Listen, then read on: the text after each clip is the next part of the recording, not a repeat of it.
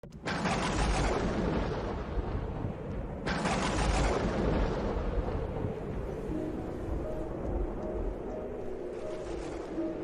ces jours-là, Jésus s'en alla dans la montagne pour prier, et il passa la nuit à prier Dieu. Le jour venu, il appela ses disciples, en choisit 12, et leur donna le nom d'apôtres. Simon, auquel il donna le nom de Pierre, André son frère, Jacques, Jean, Philippe, Barthélemy, Matthieu, Thomas, Jacques, fils d'Alphée, Simon appelé le Zélote, Jude, fils de Jacques, et Judas Iscariote, celui qui fut le traître. Jésus descendit de la montagne avec les 12 apôtres et s'arrêta dans la plaine. Il y avait là un grand nombre de ses disciples et une foule de gens venus de toute la Judée, de Jérusalem et du littoral de Tyr et de Sidon, qui étaient venus l'entendre et se faire guérir de leur maladie. Ceux qui étaient tourmentés par des esprits mauvais en étaient délivrés. Et toute la foule cherchait à le toucher parce qu'une force sortait de lui et les guérissait tous. Acclamons la parole de Dieu. Aujourd'hui, l'Église célèbre la mémoire liturgique du doux nom de Marie. Il y a certainement beaucoup de femmes qui portent ce nom. En fait, c'est le nom le plus utilisé dans le monde. Pas seulement dans l'Église. Le nom de femme le plus utilisé, mais peut-être qu'aujourd'hui, c'est la fête, le jour de la sainteté, de ces femmes qui sont seulement appelées Marie, et non, par exemple, Marie du Mont Carmel, dont la fête est la Vierge du Mont Carmel, ou Marie du Rosaire, Marie du Pilier. Pourquoi est-ce important et pourquoi nous réjouissons-nous en ce jour? Parce que c'est un jour où nous célébrons la fête de notre mère. Il y a 3 jours, 4 jours, nous avons fêté son anniversaire. La tradition voulait qu'après l'accouchement, lorsque la mère était déjà rétablie, et qu'ils allaient présenter l'enfant au temple. Dans ce cas, Sainte Anne et Saint Joachim allaient présenter la Sainte Vierge au temple de Jérusalem, et c'est ce jour-là qu'ils lui ont donné le nom. C'est la Sainte de la Vierge. Dans les pays où la Sainte n'est pas célébrée, peut-être n'ont-ils pas la coutume, mais il y a des pays où elle est célébrée, et donc un autre jour merveilleux pour offrir un cadeau à la Vierge et lui demander ce qu'elle veut que nous lui offrions. Notre cœur, avant tout, notre cœur et les œuvres de gratitude qui viennent de ce cœur qui aime la Vierge. Lorsque nous prononçons le doux nom de Marie, nous l'invoquons, nous lui demandons de nous aider, nous lui demandons son intercession, nous lui demandons aussi et surtout de nous apprendre à être saints comme elle est sainte. Qu'elle nous aide à marcher sur le chemin de l'humilité, qu'elle nous aide à marcher sur le chemin de la pureté, qu'elle nous aide à marcher sur le chemin de l'acceptation confiante et absolue de la volonté de Dieu.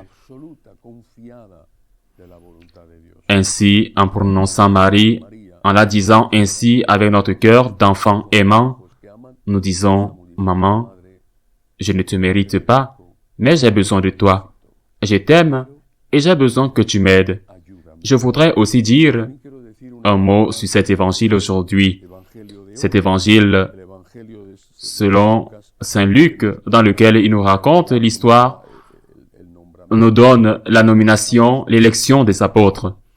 Qu'est-ce qui est le plus significatif? Apparemment, c'est une liste de noms. Mais quand on sait qui était derrière ce nom, à quelle personne il correspondait, on se rend compte à quel point ils étaient différents les uns des autres. Il y avait un publicain, Saint Matthieu. Un publicain signifie un collecteur d'impôts, un collaborateur des Romains, un collaborationniste. Enfin, donc, quelqu'un de très méprisé dans le monde juif en général.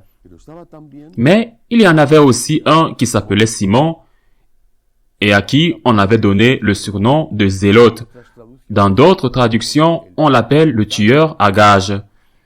Les Zélotes étaient une bande terroriste qui commettait des attentats, non pas avec des bombes, il y en avait pas, mais ils attaquaient les patrouilles romaines, par exemple, lorsqu'elles étaient peu nombreuses, et ils les tuaient.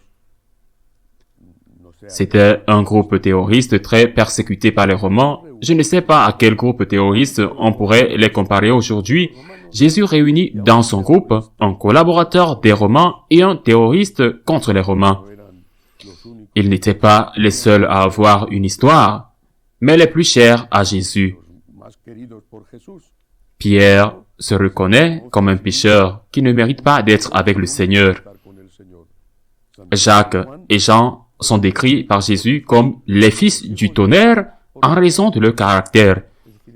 En d'autres termes, le Seigneur ne choisit pas des personnes parfaites, il choisit des personnes qui veulent être parfaites, ce qui n'est pas la même chose. Saint Augustin disait, « Vouloir aimer, c'est déjà aimer. » Et il ajoutait, « Si tu n'es pas capable de ne pas commettre un péché, déteste au moins le péché que tu commets. Repens-toi, confesse-toi, recommence. » Ce que le Seigneur nous enseigne avec ce choix des apôtres, c'est que nous sommes appelés à la conversion.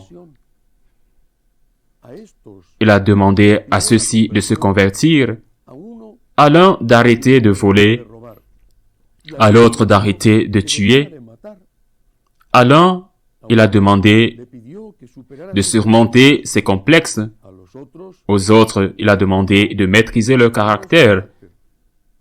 C'est un chemin de conversion.